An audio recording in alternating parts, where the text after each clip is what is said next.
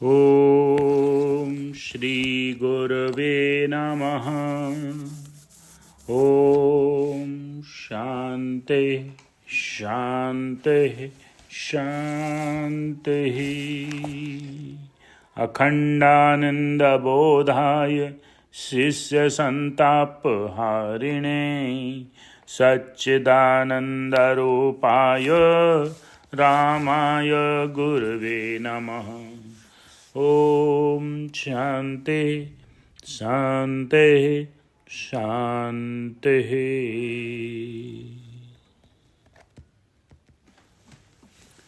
प्रणाम भगवान। मणिरत्नमाला आलू वाले बाबा जी का दिव्य ग्रंथ, जिसमें बहुत ही सुंदर मंत्र की व्याख्या में बात चल रही थी कि जितने भी आरोप हैं,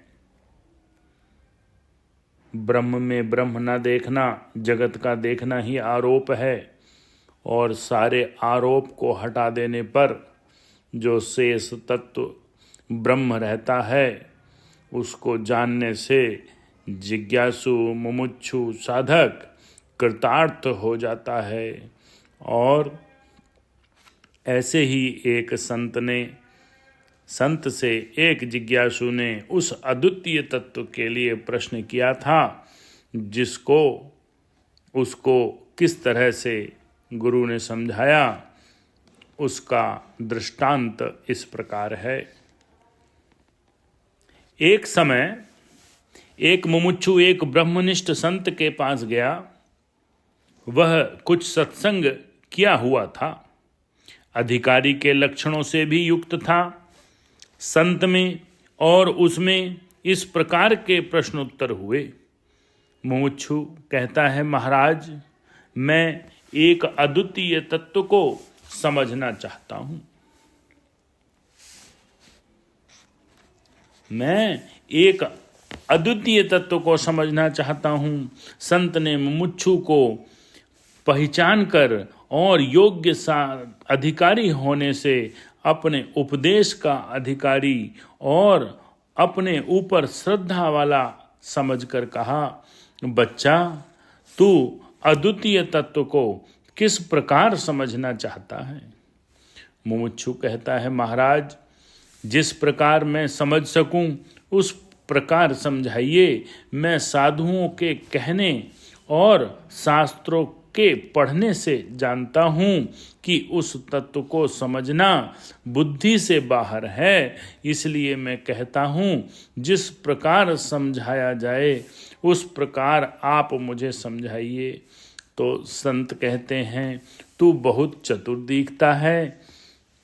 वह तत्व समझने और न समझने से विलक्षण है, तो भी उसका बोध होता है।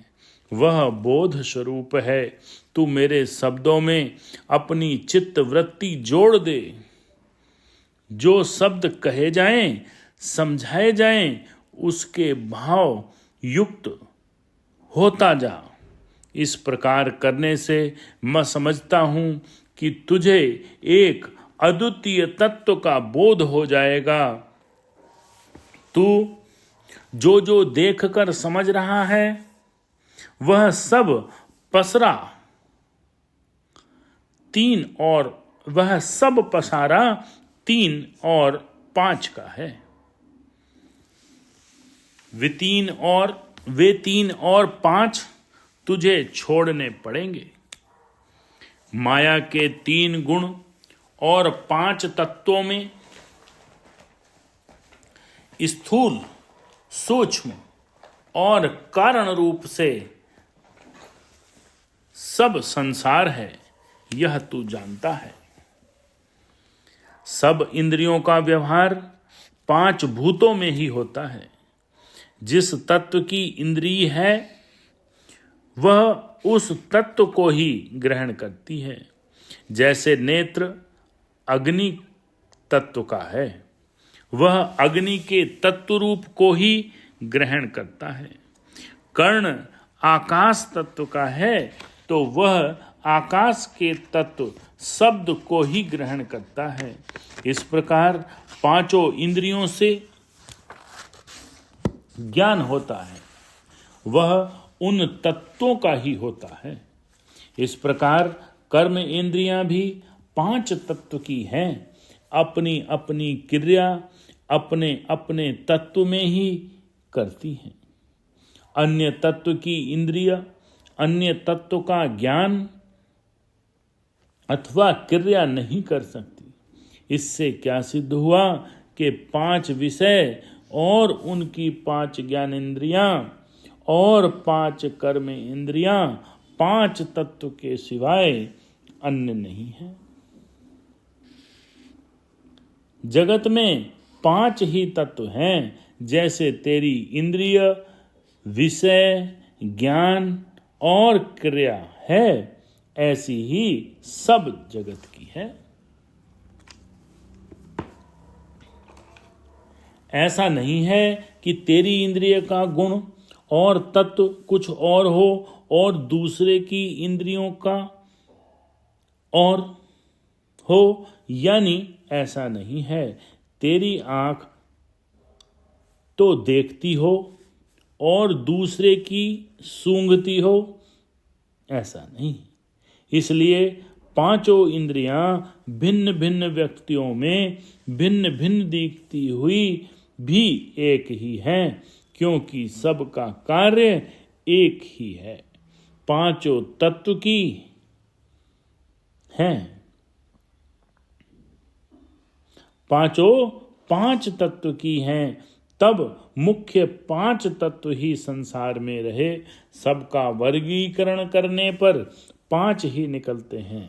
अब ये 5 स्थूल, सूक्ष्म और कारण 5 नहीं किंतु 3 हैं। सब इंद्रियों की चेष्टा और ज्ञान भिन्न भिन्न है, परंतु एक मन सबके साथ अनुगत है। मन में सब एकता को प्राप्त होती है, तब 5 हटकर उसका मूल रूप एक मन ही रहा। जैसे तेरी इंद्रियों का मन में समावेश होता है, इसी प्रकार जगत की सब व्यक्तियों की इंद्रियों की एकता मन में होती है। तब क्या सिद्ध हुआ भला कि भिन्न भिन्न व्यक्तियों के भिन्न भिन्न मन दिखते हुए भी वस्तु रूप से मन सब में एक ही प्रकार का होने से एक ही है। इसी प्रकार मन का समावेश बुद्धि में होता है। तब क्या हुआ कि 5 में से आया हुआ सब जगत यहां से एक मन रूप ही रहा, मन से एक बुद्धि रूप ही रहा, यानी जब जगत न रहा एक बुद्धि ही रही। जब बुद्धि अपने कारण रूप अविद्या में आ जाती है तब वह भी नहीं रहती। सुषुप्ति अवस्था में बुद्धि भी अपने कारण अविद्या में लय हो जाती है। इस प्रकार बुद्धि को लय करके अब देख कि क्या रहा। तू कहेगा कि कुछ भी न रहा, यह तेरा कहना ठीक है। प्रकृति के सब कार्यों में से कोई भी न रहने से तू कहता है कुछ न रहा। तूने जिसको कुछ समझा था वह वहां न रहा, इसलिए तुझे शून्य रूप भासा। वह शून्य रूप ही आद्य माया है। शून्य होने से उसे असत, माया, काल्पनिक, भ्रांति कहा जाता है। आद्य माया तक तू अभी पहुंचा है। जब उसे भी तू हटा दे तो क्या रहे? अब जो रहता है वह बुद्धि के बाहर का है। वहां कुछ नहीं था तो भी उसका आधार तो था ही, क्योंकि आधार बिना कुछ नहीं कहा जाता। जहां कुछ नहीं था वहां स्थान आधार था। वह ही सबका अधिष्ठान शुद्ध चैतन्य साक्षी है। बहुत बढ़िया। वह ही सबका अधिष्ठान शुद्ध चैतन्य साक्षी है, जो उस शून्य का भी आधार है, अधिष्ठान है। वह ही एक अद्वितीय तत्व है। बुद्धि को हटाकर बोध स्वरूप को समझना चाहिए, लक्ष्य में लाना चाहिए। यदि तू कहे कि बुद्धि बिना मैं उसे समझ नहीं सकता, तो अन्य प्रकार से तू उसे समझ नहीं सकता। बुद्धि प्रकृति के पसारे को ही जानने में समर्थ है, अद्वितीय तत्व को जानने में समर्थ नहीं है।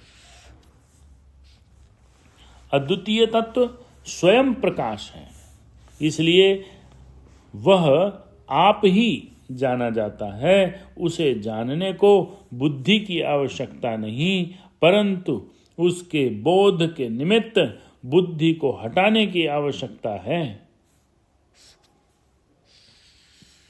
मुमुक्षु को शब्दों के साथ ठीक ठीक चलता हुआ, बुद्धि के भाव को हटाता हुआ, बोध को प्राप्त हुआ देखकर संत बोले कि अब तू अद्वितीय तत्व की, अब तुझे अद्वितीय तत्व की पहचान हो गई है। मुमुक्षु हाथ जोड़कर बोला, हाँ महाराज, मैं समझ गया।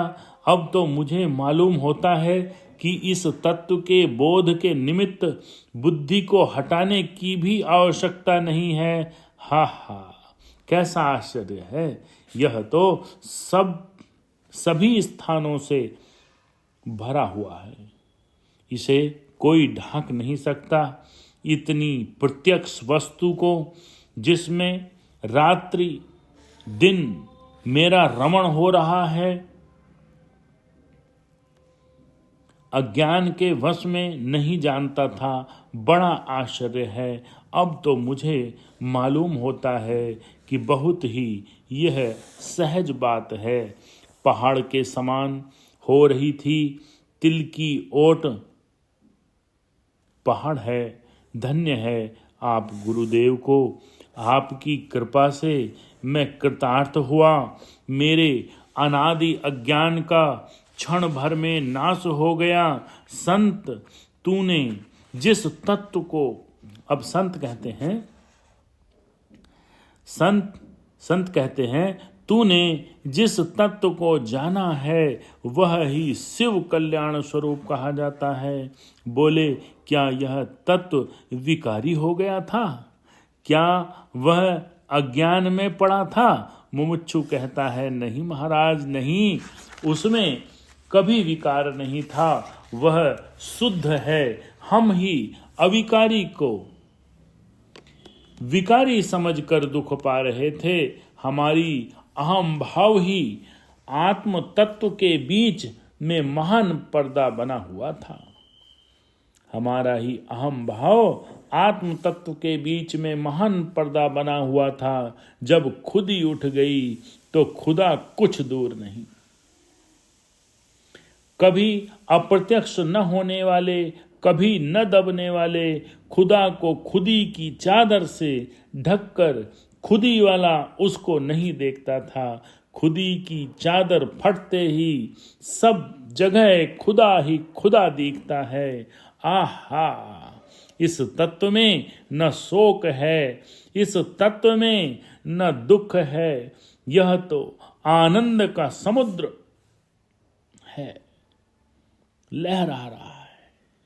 मेरे तेरे का वहां झगड़ा नहीं। संसार की रचना करने वाली महामाया का भी वहां कुछ पता नहीं। कैसा आश्चर्य है! वह अद्वितीय तत्व ही है। उसे समझना उपमा देना नहीं बनता। तत्व से ही तत्व को समझे तो भले जाना जाए। अब संत बोलते हैं, मुमुक्षु, तू धन्य है। मेरे थोड़े से ही उपदेश से तू कृतार्थ हो गया। पके हुए फल को तोड़ने में परिश्रम नहीं करना पड़ता। हाथ लगाने से ही हाथ में आ जाता है। अब तत्व में तू अपना टिकाव कर। मुमुक्षु कहता है, महाराज मैं टिकाव क्या करूं, वह तो हमेशा से टिका हुआ है, कभी हट जाता हो तो टिकाने का यत्न करूं। तो संत कहते हैं, वाह शाबाश, धन्य है तू। ओम शांति शांति शांति। प्रणाम भगवान। बहुत ही सुंदर दृष्टांत के माध्यम से पूरे उपदेश की पूरी थीम को समझा दिया और मुमुक्षु समझ भी गया कि मैं वही तत्व हूँ।